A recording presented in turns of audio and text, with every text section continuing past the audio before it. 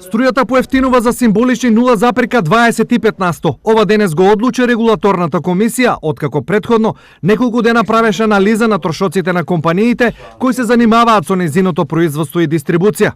Ова е втор пат за 2 години регулаторна да ја намали, а не да ја покачи цената на струјата, но граѓаните нивната одлука ја дочекаа ладно. Тоа е многу малку намалување. По споредба на стандардо, споредба на примањата, многу повеќе сметам треба да се намали. Прво платите наши ептен ниски платите, значи треба да се намалат малку подрастично да биде подосетен народот.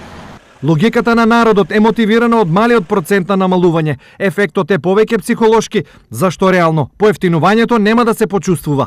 Имено, ако некој од сега плакал 3000 денари за струја, сега сметката ќе му биде пониска одвај за 7,5 денари. Уште помалку значење намалувањето има и за индустријата, и тоа нема воопшто да влијае на намалувањето на трошоците за производство.